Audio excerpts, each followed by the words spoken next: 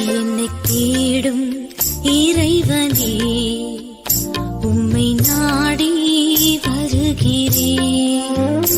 என்னை தேடும் இறைவனே, உம்மை நாடி வருகிறேன்.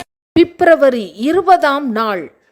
இன்றைய தியானத்தின் தலைப்பு சேஷ்டபுத்திர பாகம். வாசிக்க வேண்டிய திருமறை பகுதி ஆதியாகமம் 25வது அதிகாரம் 19வது வசனம் முதல் 34ஆம் வசனம் முடிய.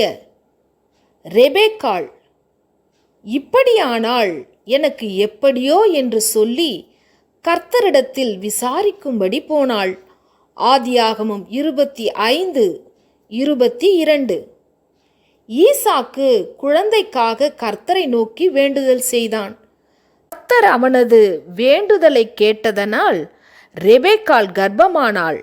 அவள் கர்ப்பத்திலே பிள்ளைகள் ஒன்றோடொன்று மோதிக்கொண்டிருந்ததால் கர்த்தரிடத்தில் போய் விசாரிக்கிறாள். வாழ்க்கையில் பிரச்சனை வரும்போது இப்படி கர்த்தரிடத்தில் போய் விசாரிக்கும் வழக்கம் நமக்கும் வேண்டும். எப்படி விசாரிப்பது? அவர் எப்படி பதில் சொல்வார்? ஜெபித்தால் போதும். ஆண்டவர் நம் உள்ளத்தில் தெளிவு பிறக்க செய்து பிரச்சனைகளுக்கு தீர்வினை புலப்படுத்துவார். புரிந்து கொள்ளும் ஞானம் வேண்டும். ரெபெக்காளுக்கு இரட்டை பிள்ளைகள் பிறக்கிறார்கள். மூத்தவன் பெயர் ஏசா. இவன் தகப்பனுக்கு செல்ல பிள்ளை. இளையவன் பெயர் யாக்கோபு. இவன் தாய்க்கு செல்ல பிள்ளை. பிள்ளைகளிடத்தில் சிறப்பு அன்பு அல்லது பட்சபாதம் காட்டும்போது குடும்பங்களில் குழப்பமும் பிளவும் ஏற்பட வாய்ப்புண்டு. ஈசாக்கின் குடும்பத்தில் அப்படி ஏற்பட்டதை நாம் பார்க்கிறோம். ஏசா நல்ல வேட்டைக்காரன். ஒரு நாள் வேட்டையாடி களைத்து வரும்போது யாக்கோப்பு செந்நிறத்திலே கூழ் காய்ச்சி கொண்டிருந்தான். கூழின் வண்ணமும் மனமும் பசித்திருந்த ஏசாவை வெகுவாய் ஈர்த்தன. தம்பியிடம் கூழ் கேட்கிறான். தம்பி கொடுத்தால் குறைந்தா போவான். கூழுக்கு பதில் பெரியதோர் ஆசீர்வாதத்தை கேட்கிறான். சேஷ்டபுத்திர பாகத்தை கேட்கிறான். அதாவது குடும்பத்தில் மூத்த மகனுக்கென்று சில உரிமைகளும் கடமைகளும் உண்டு. ஆஸ்தியில் கூடுதலான ஒரு பாகம் உண்டு. குடும்பத்தை நிர்வகிக்கும் ஏசா முதலில் பிறந்ததால் அத்தகைய ஸ்லாக்கியத்தை பெற்றிருந்தான்.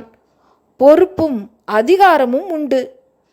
பசி வந்திட 10 பறந்திடும் என்பதற்கிணங்க அந்நேரத்தில் ஏசா சேஷ்டபுத்திர பாகத்தை அலட்சியமாக எண்ணி தம்பிக்கு தருவதாக ஆணையிட்டு கொடுத்தான்.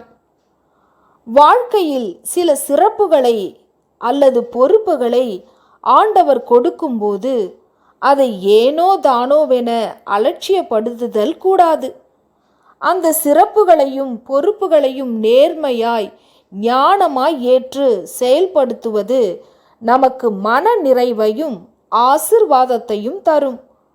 ஆண்டவருக்கும் மகிமையை உண்டாக்க முடியும். ஆகையால் தானாகவே வரும் அல்லது ஆண்டவர் அருளும் ஸ்லாக்கியங்களை அற்பமாக எண்ணி அலட்சியப்படுத்த வேண்டாம்.